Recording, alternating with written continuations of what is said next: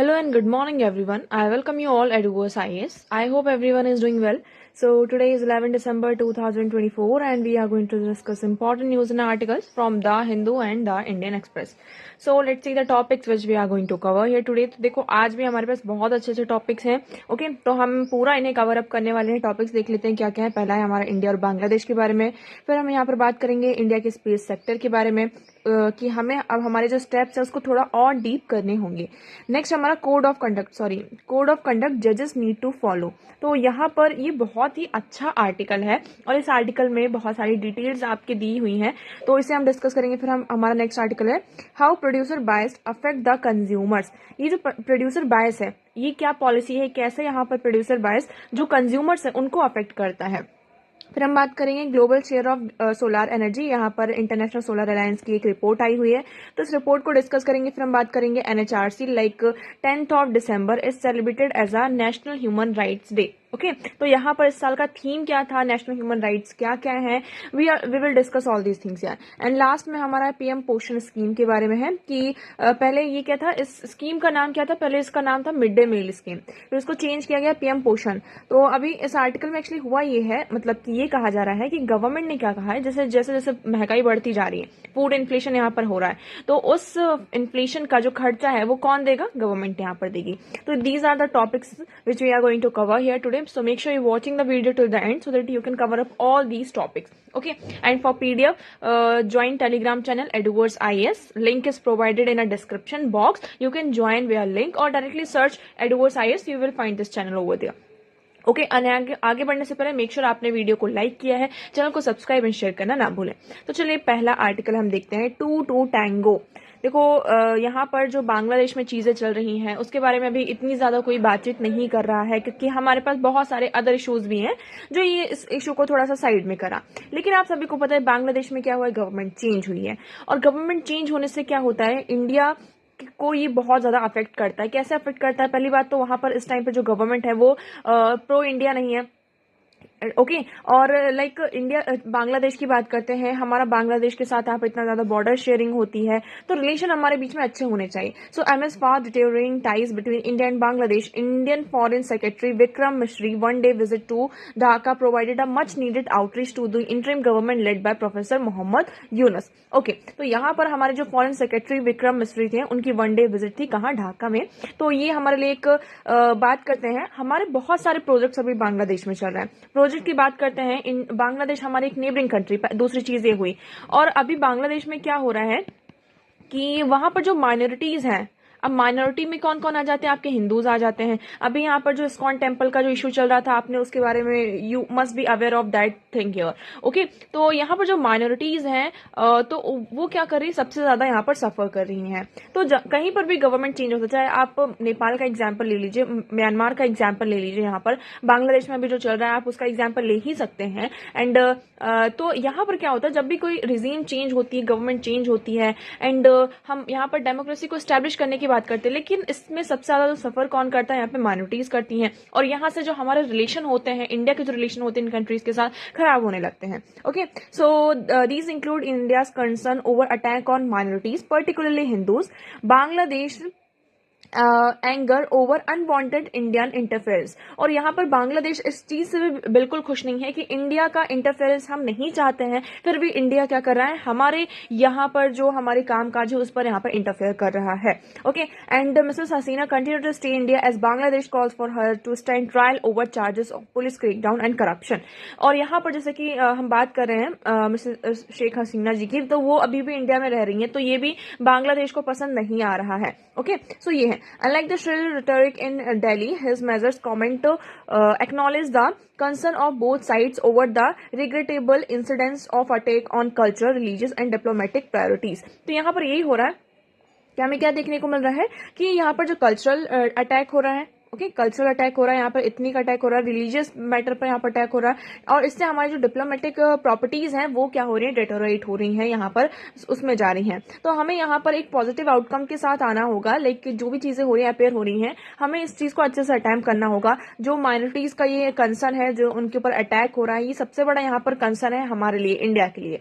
तो हम इसमें क्या कर सकते हैं? So as well as the here you will see that while it is important for New Delhi to nudge its friend on issue of concern such as the attack on minorities, as well as the need to restore a democratic and inclusive process at the earliest, the Modi government must always be prepared to hear the worries of its friends and neighbors on such issues that have spill over effect in the region. तो देखो यहाँ पर minorities के ऊपर attack होना, उसके बाद में जल्द से जल्द यहाँ पर क्या होना, एक डेमोक्रेसी को, है ना, डेमोक्रेटिक और इंक्लूसिव जो प्रोसेस है इसको स्टैब्लिश करना, रीस्टोर करना, ये हमारे लिए वो हमारा ही रीजन है। मतलब हमारा ही रीजन इन द सेंस कि हमारी बॉर्डर शेयर होती है ना, तो कहीं ना कहीं वो वहां पर अगर कोई प्रॉब्लम होगी तो आसपास के जो रीजन है उसको भी ये अफेक्ट करेगा। It is very obvious thing.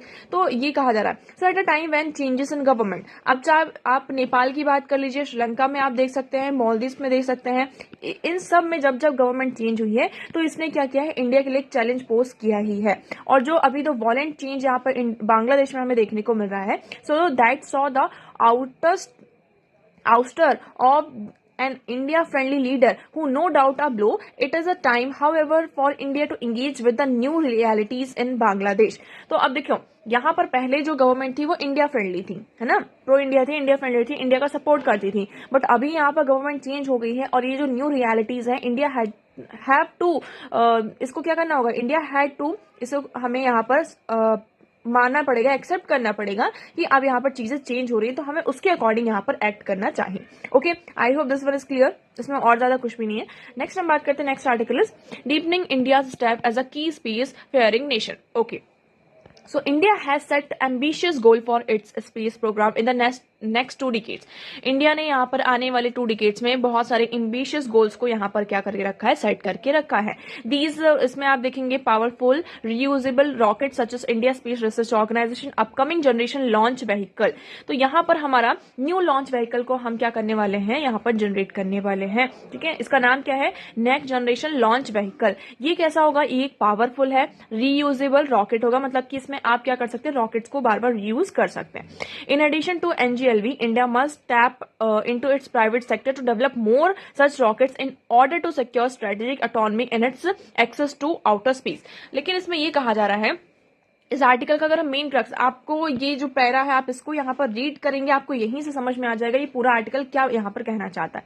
हम यहाँ पर क्या कर रहे हैं, हमारा जो स्पेस प्रोग्राम है, यहाँ पर हमने बहुत सारे, इंडिया ने बहुत सारे एम्बिशियस गोल को सेट करके रखा हुआ है। ठीक है, इसके साथ साथ हमारा ये ऑब्जेक्टिव ये है कि हम नेक्स्ट जनरेशन लॉन्च व्हीकल को क्या करें, यहाँ पर हमारा ये गोल है जो कि एक पावरफुल रीयूजेबल रॉकेट तो हम क्या करेगा, लॉन्च करेगा। उसके साथ साथ वी ऑल्सो वांट दैट कि इंडिया का जो स्पेस सेक्टर है इसमें प्राइवेट सेक्टर का मतलब कि हमें ज्यादा रोल देखने को मिले। So India must tap into its private sector to develop more such rockets. अगर हमें ऐसे रॉकेट्स को क्या करना है, बनाना है, तो हमें प्राइवेट सेक्टर का इन्वॉल्वमेंट यहाँ पर चाहिए in order to secure strategic autonomy on in its access to outer space. अगर हमें आउटर स्पेस को एक्सेस करना, अगर हम देखो आपके ऊपर अगर प्राइवेट सेक्टर का नाम आता है तो एक कंपनी का नाम बहुत अच्छे से आ जाता है, इंडिया नहीं, हम यहाँ पर एलन मस्क की जो स्पेस एक्स है उसके बारे में यहाँ पर बात कर रहे हैं। अब इसरो का रोड मैप देखिए, जैसे कि हमारा 1960 का infant space programme 1960, India has grown into powerful space faring. हम यहाँ पर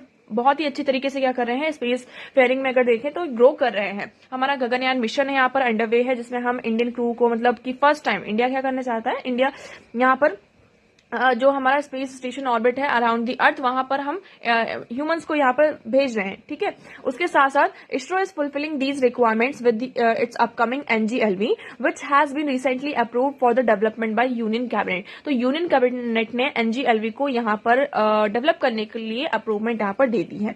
okay, so the significance of NGLV lies in its heavy lift capability and reusability. तो एनजीएलवी का मेन यहाँ पर हम देख रहे हैं सिग्निफिकेंस क्या है कि ये हैवी से इसकी जो कैपेबिलिटी है, हैवी से हैवी क्या कर सकता है, रॉकेट्स को लॉन्च कर सकता है और इसको हम रीयूज कर सकते हैं। So the NGLV will be triple payload capacity of LVM3। तो अभी हमारा जो LVM3 geosynchronous satellite launch vehicle MK3 है, इसका ट्रिपल पेलोड क्या कर सकता है, ये कैरी यहाँ पर कर सकता है। ठीक है, अब देखो हम बात करते हैं ये इसकी हमें इमीडिएट नीड क्यों पड़ी। तो ऐसा नहीं है कि ये कोई इमीडिएट नीड है। NGLV's development phase will last for the next 8 years। अब देखिए इसके डेवलपमेंट में मतलब कि हमें सालों साल लग सकते हैं। ठीक है, then in the mean time the need for heavy lift capability is already filled. अभी यहाँ पर देखो हमें इसकी जरूरत पड़ी कि हाँ हमारे जो मतलब हैवी कैपेबिलिटीज वाले यहाँ पर लिफ्टिंग के लिए हमें यहाँ पर ऐसा व्हीकल चाहिए। So India's next uncrewed moon mission is slated to use not 1 or 2 rocket, 2 LVM3s will carry the requisite models। तो देखो यहाँ पर अनदर इंस्टेंस जो GSAT-N2 एक कम्युनिकेशन सैटेलाइट थी, यहाँ पर इसरो के द्वारा इसको क्या किया गया था, आपका बिल्ड किया गया था। लेकिन इसको लॉन्च किसने किया था, इसको लॉन्च किया था स्पेस एक्स फैल्कन 9 रॉकेट ने। और इसका जो वेट था वो था 4700 kg तक का मैक्सिमम वेट यहाँ पर that can LVMB3 carry to the geosynchronous transfer rocket is 4000 kg। मतलब हमारा जो LVM3 है वो कितना पेलोड ले सकता है, 4000 kg तक का। लेकिन अभी हमने ये जो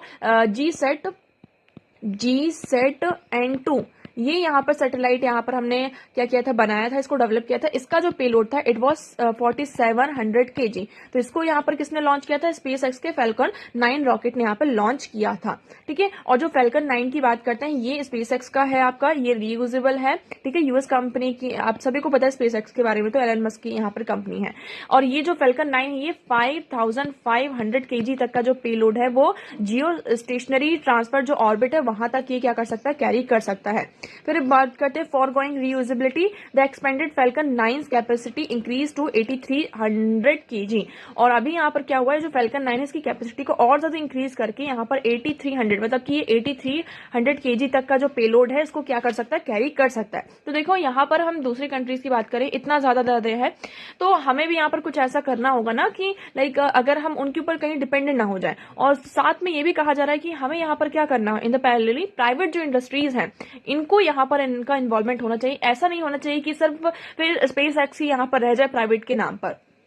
ठीक है, तो आपको ये क्लियर है। So in parallel to developing the NGLV these departments of space can give out contracts to the private industries in India to design and develop reusable heavy lift rocket to their own. तो यहाँ पर NGLV के development के साथ साथ यहाँ पर जो डिपार्टमेंट ऑफ स्पेस है वो क्या कर सकता है, जो भी यहाँ पर इंडिया की प्राइवेट कंपनीज है उनको कॉन्ट्रैक्ट दे सकते हैं कि आप डिजाइन कीजिए, डेवलप कीजिए रीयूजेबल हैवी लिफ्ट रॉकेट, आप यहाँ पर खुद से बनाकर हमें दीजिए, no issue at all here.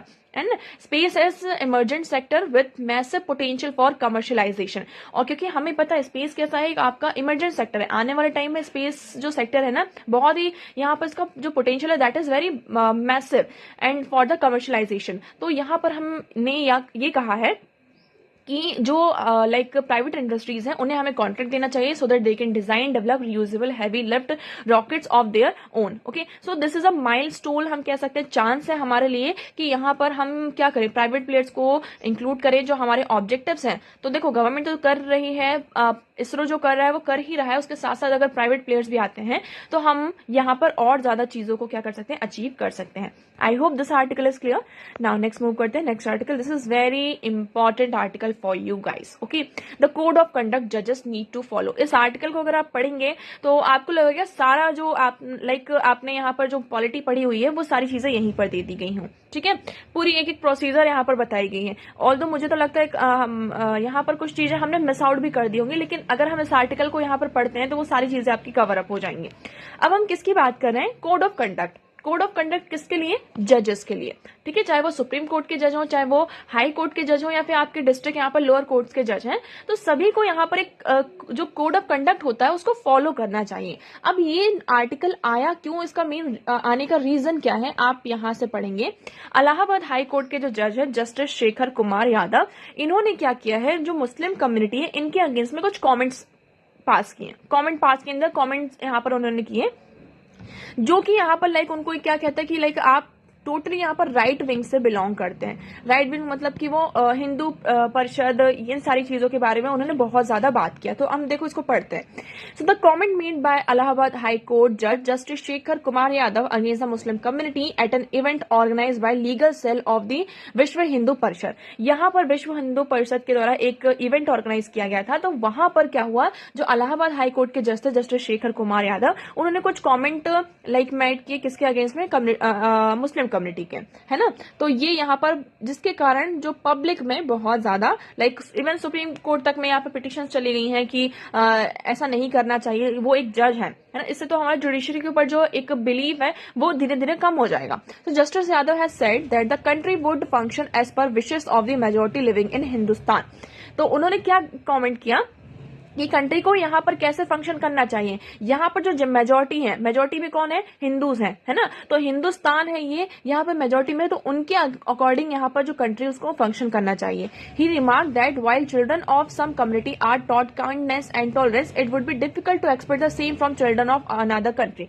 तो उनका कहना ये है कि हम हमारे बच्चों को, जो हिंदूज के बच्चे हैं, उनको हम यहाँ पर काइंडनेस सिखाते हैं, ठीक है, और यहाँ पर टॉलरेंस सिखाते हैं। ऑन द अदर हैंड जो अदर कम्युनिटी के लोग हैं, अगर वो बचपन से ही एनिमल स्लॉटर को विटनेस करेंगे तो उनसे हम ये जो काइंडनेस और टॉलरेंस है उसको हम कैसे एक्सपेक्ट कर सकते हैं, ठीक है। तो इस तरीके के रिमार्क यहाँ पर जो न्यूज़पेपर में है, मैं वही बात बोल रही हूँ, मैंने अपनी तरफ से कुछ भी यहाँ पर नहीं रखा है। और विमेन का भी यहाँ पर जो इशू था, हलाला, पॉलीगेमी और ट्रिपल तलाक है, इन सारी चीजों के बारे में भी उन्हें कॉमेंट किया है। आई होप आपको ये मैटर क्लियर है। अब in light of justice Yadav remark, इस रिमार्क के कारण ऑल इंडियन लॉयर यूनियन ने यहाँ पर क्या किया है, जो chief justice of India Sanjiv Khanna ji हैं, उन्होंने इस पर बातचीत कहा है कि ये जो डेमोक्रेसी और ये क्या कर रहा है, जो सेक्युलरिज्म है, इसको पूरी तरीके से सेक्युलरिज्म जो हमारी डेमोक्रेटी का हमारा बेसिक स्ट्रक्चर है, इसको वॉलेट कर रहा है। इस तरीके के यहाँ पर नहीं होना चाहिए।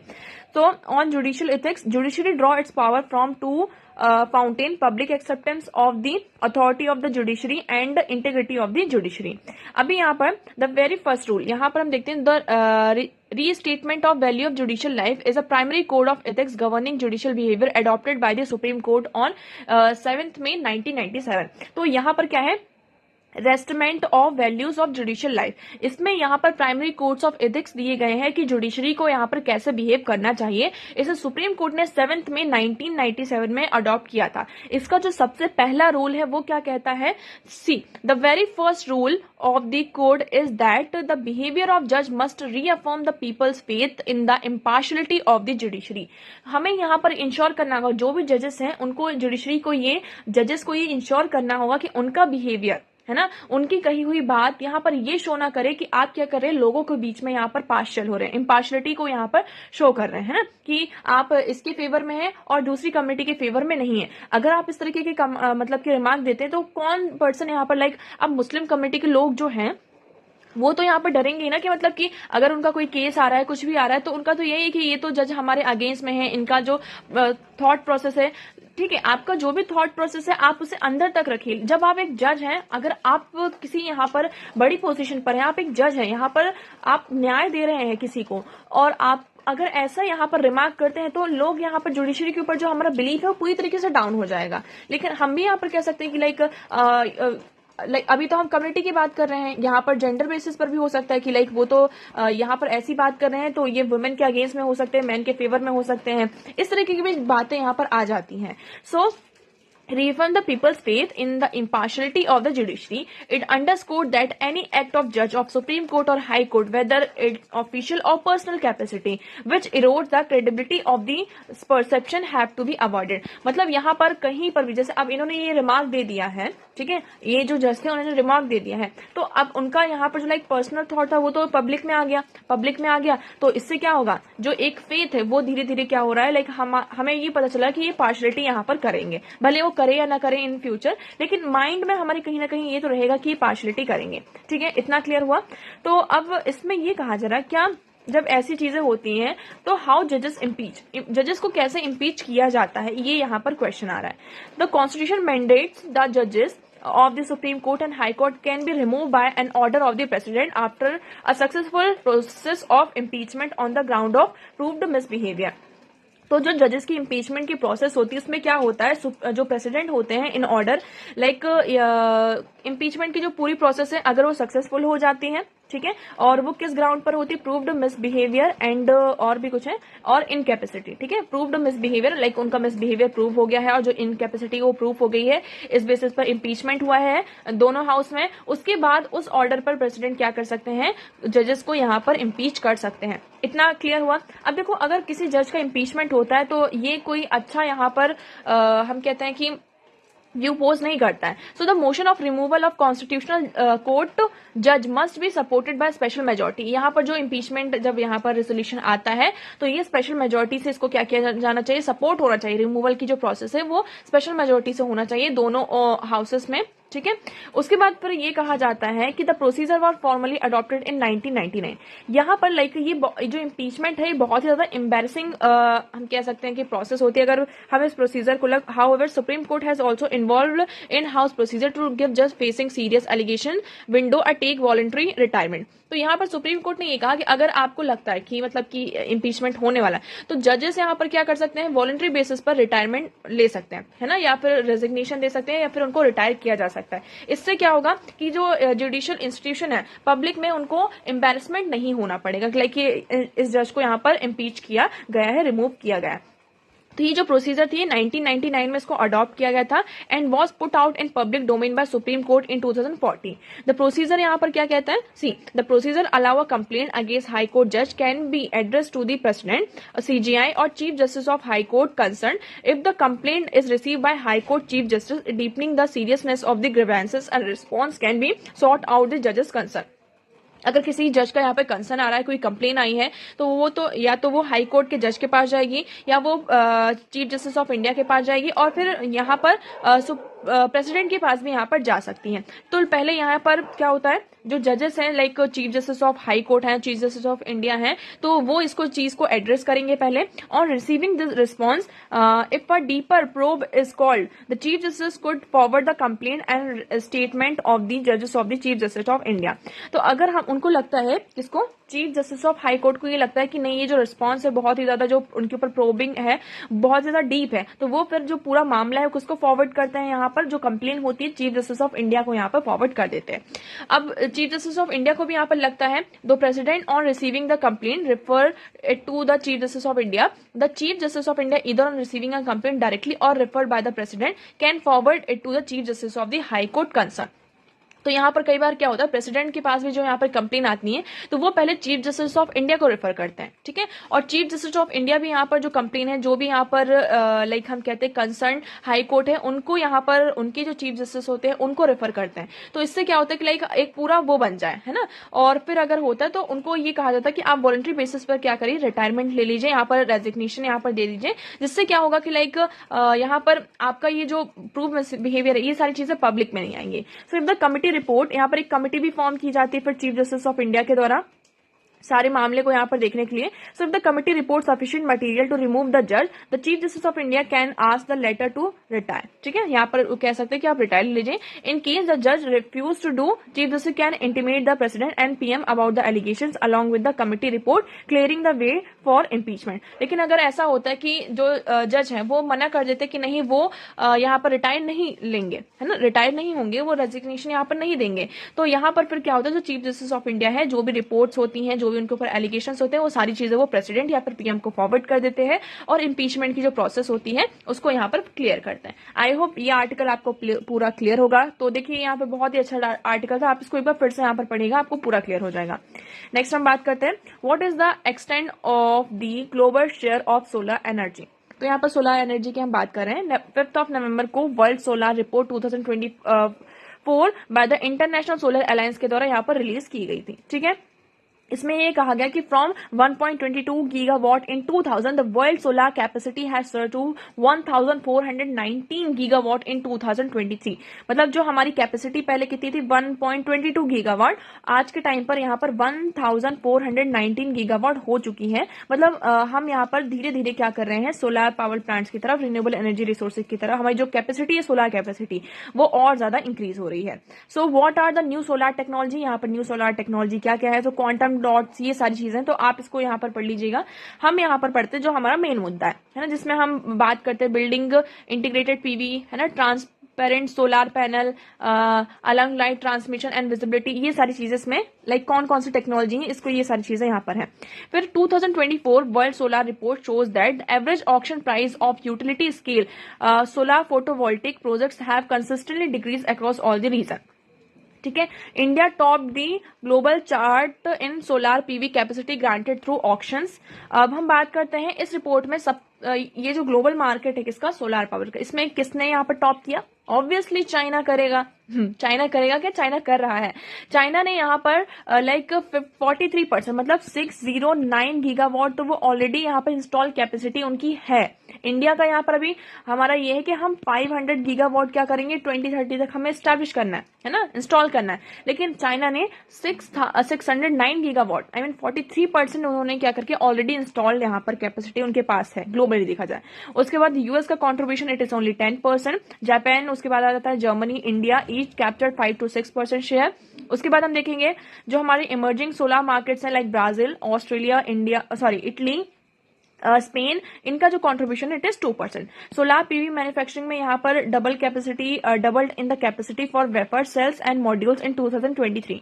चाइना ने यहाँ पर हाईएस्ट शेयर मेंटेन किया है मैन्युफैक्चरिंग में भी, लाइक उन्होंने 97% वेफर्स, 89% सेल्स एंड 83% जो मॉड्यूल इंस्टॉल कैपेसिटी इनकी रही। तो मतलब यहाँ पर लाइक हम एलन मस्क की बात करते हैं, एलन मस्क मतलब इन्होंने अभी यहाँ पे इलेक्ट्रिक व्हीकल्स को निकाला, लेकिन चाइना की बात करते तो चाइना ने इलेक्ट्रिक व्हीकल्स पहले से ही यहाँ पर उसकी मैन्युफैक्चरिंग एंड ऑल यहाँ पर क्या कर दी है आपकी पहले से ही स्टार्ट कर दिया था। So how solar impacted other industries, so employment in solar PV sector rose 7.1 million jobs in 2023। तो यहाँ पर जो सोलार इंडस्ट्री में 7.1 मिलियन जॉब्स जो हुई हैं आपकी इस सेक्टर में आपकी बढ़ी हैं। वर्ल्ड वाइड देखा जाए तो it is 4.9 million in 2022 world wide. ठीक है, so the global solar pump market is expected to grow. तो मतलब ये जो ग्लोबल सोलार मार्केट है वो अभी और ज्यादा ग्रो करेगा यहाँ पे, क्योंकि आने वाला जो टाइम है हमारा ये रिन्यूएबल एनर्जी का ही है। हम जैसे फॉसिल फ्यूल्स को यहाँ पर पीछे छोड़ रहे हैं,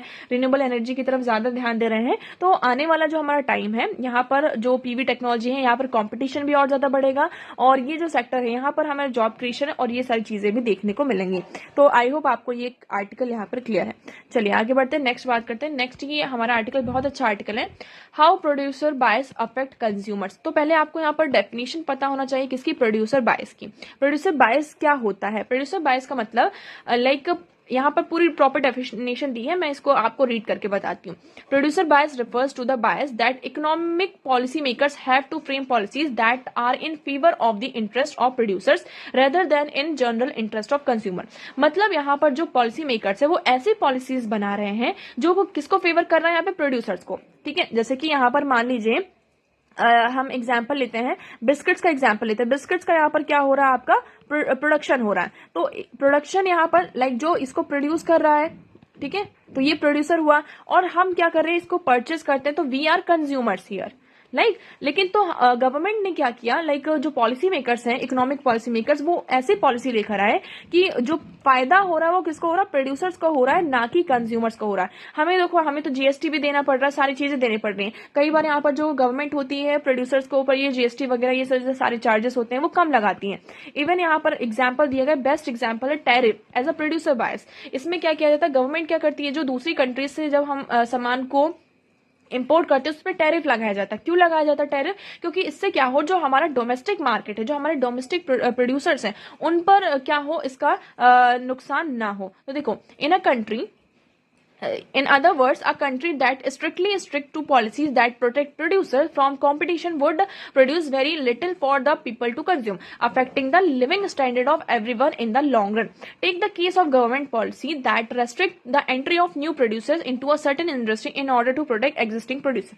तो लाइक हम भी यहाँ पर क्या करते हैं, लाइक हम बात करते हैं कि इंडिया में हम, आप एग्जाम्पल ले सकते हैं कि हमें इलेक्ट्रिक व्हीकल्स का क्या करना है, उसकी मैन्युफैक्चरिंग करनी है। ठीक है, चाइना ने ऑलरेडी यहाँ पर मैन्युफैक्चरिंग कर चुकी हैं। तो अगर हम चाइना से मंगाएंगे और इंडिया में अगर हम जो अभी तो हमारे यहाँ कम हुई, तो मतलब जो प्राइस होगा वो ज्यादा ही होगा, लेकिन चाइना ने यहाँ पे बहुत ज्यादा करके रखा, तो हमने चाइना से अगर हम इम्पोर्ट करते तो वो तो हमें कम प्राइस में मिलेगा, क्योंकि उन्होंने तो अच्छा खासा यहाँ पर मैन्युफैक्चरिंग करके रखी है, उनके पास तो सरप्लस में चीजें हैं। बट इससे क्या होगा, जो हमारे डोमेस्टिक मार्केट में जो प्रोड्यूसर्स हैं उनको यहाँ पर नुकसान होगा, इसलिए यहाँ पर टैरिफ वगैरह ये सारी चीजें लगाई जाती है। आपको यहाँ पे क्लियर होगा। आप नेक्स्ट एग्जांपल ले सकते हैं यहाँ पे सीबैम, है ना, यूरोपियन यूनियन के द्वारा यहाँ पर जो टैरिफ लगाया जा रहा है। So the most clear cut example of producer bias in today's world that the tariffs impose by policy makers against foreign imports in order to protect domestic producers and jobs. ठीक है, तो I hope आपको ये clear होगा। तो इसमें यही कहा जा रहा है कि पॉलिसी जो चॉइस इकोनॉमिस्ट की होनी चाहिए वो प्रोड्यूसर बायस, तो ठीक है आप उनको फायदा दीजिए, लेकिन यहाँ पर जो कंज्यूमर्स हैं इनको जो नुकसान हो रहा है इस पर ये चीज नहीं होनी चाहिए। So individual consumer on the other hand have relatively little to lose at least in the short term, as the cost of policies with a producer bias is diffused among millions of consumers. Okay, so most individual vehicle buyers in other hand are unlikely to even be unaware of government policies towards foreign vehicle manufacturers, because the price they pay for such ignorance in the short term is usually small. तो ये यहाँ पर हुआ आपका क्या, producer बायस। तो अगर आपसे पूछा जाए व्हाट इज प्रोड्यूसर बायस, तो आपको यहाँ पर पता होना चाहिए। नेक्स्ट हम बात करते हैं, ये सारी चीजें वही लिखी हैं, आप एक बार रीड कर सकते हैं। फिर क्या है, 10 दिसंबर को भी सेलिब्रेट एज अ क्या नेशनल ह्यूमन राइट्स के रूप में हम इसको सेलिब्रेट करते हैं। ठीक है, 10 दिसंबर, dedicated to promote the protection of fundamental rights, freedom of all individuals. तो अभी यहाँ पर क्या हुआ है, जो हमारे प्रेसिडेंट जी हैं उन्होंने ये कहा कि जो इस डे पर उन्होंने ये कहा कि जो मेंटल हेल्थ है, साइबर क्राइम है, क्लाइमेट चेंज है, ये भी क्या कर रहे हैं, ह्यूमन राइट्स को थ्रेट कर रहे हैं। ठीक है, साइबर क्राइम आप सभी को पता है किस तरीके से डीप फेक ये डिजिटल एरा है, तो वो बहुत ही ज्यादा ट्रांसफॉर्मिंग हो रहा है। यहाँ पर जो साइबर बुलिंग है, डीप फेक्स है, प्राइवेसी कंसर्न है, मिस इन्फॉर्मेशन का जो ये स्प्रेड होना, ये क्या कर रहा है, ह्यूमन राइट्स को आपका क्या कर रहा है, वॉलेट कर रहा है। उसके साथ साथ यहाँ पर हम बात करें क्लाइमेट चेंज लाइक पॉल्यूशन यहाँ पर इतना ज्यादा हो रहा है, तो ये सारी चीजें क्या कर रही हैं, ह्यूमन राइट्स को थ्रेट बनी हुई है। तो आप थोड़ा सा ह्यूमन राइट्स के बारे में देख लेते हैं। इसका एम है to spread awareness about the human rights education among the youth and the significance of promoting the values of equality, justice and dignity from an early age. ठीक है, तो अब देखिए इसका डेट क्या है, 10 दिसंबर 2024। Purpose of promote and protect human rights and freedom world wide. Historical significance देखते हैं, तो यहाँ पर क्या होता है, universal declaration of human rights in 1948, इसको यहाँ पर ये आता है, उसके तहत हम भी क्या करते हैं, फिर नेशनल ह्यूमन राइट्स कमीशन को स्टैब्लिश करते हैं। यूएन रेजोल्यूशन था ये आपका। फर्स्ट ह्यूमन राइट्स डे कब सेलिब्रेट हुआ था, 1950 में। थीम क्या है इस साल का हमारा, our rights our future and right now. Human rights total कितने ह्यूमन राइट्स है, 30 ह्यूमन राइट्स हैं। ग्लोबल बॉडी की बात करते हैं तो United Nation human right council यहाँ पर है आपकी। नेशनल ऑर्गेनाइजेशन मतलब इंडिया का क्या है, नेशनल ह्यूमन राइट कमीशन है। सो ये यूनिवर्सल डिक्लेरेशन होता है ह्यूमन राइट्स पर, adopted by the UN general assembly on 10 December 1948 को। That is why we celebrate 10 December as a national human right day. Universal Declaration of Human Rights is a landmark document comprising 30 articles that define the fundamental rights। यहाँ पे 30 articles हैं जो कि fundamental rights और freedom जो भी हर एक individual को entitled होने चाहिए, वो सारी चीजें यहाँ पर दी गई हैं। तो देखो ये हैं हमारे 30, आप एक एक करके पढ़ सकते हैं। Right to freedom and equality, freedom from discrimination, right to liberty, life, liberty and security, freedom from slavery, freedom from torture and cruel treatment, right to recognition before the law, equal protection under the law, right to of effective remedy। तो ये यहाँ पर पूरे 30 के 30 दिए हुए हैं, आप एक बार इसको गो थ्रू कर सकते हैं। Right to education, right to rest and leisure, right to social security, freedom of peaceful assembly associations, बहुत सारे हमारे फंडामेंटल राइट्स भी यहाँ पर मैच होते होंगे, है ना। Right to own property, right to marriage and family, right to a nationality, right to seek asylum. ठीक है, freedom of movement and residence, आप कहीं पर भी मूव कर सकते हैं, कहीं पर भी रह सकते हैं, ये भी हमारा एक राइट है। Presumption and innocence, right to fair and public trial, तो ये आपका हो जाता है। सो यूएनएचआरसी क्या है, नेशनल ह्यूमन राइट कमीशन, ये एक आपकी इंटर गवर्नमेंटल बॉडी है अंडर द यूनाइटेड नेशन, जो कि रिस्पॉन्सिबल है कि वो क्या करे, पूरे ग्लोब में, है ना, पूरे वर्ल्ड में ह्यूमन राइट्स को प्रोटेक्ट करें। इसने क्या किया है, it replaces the UN commission on human rights in 2006।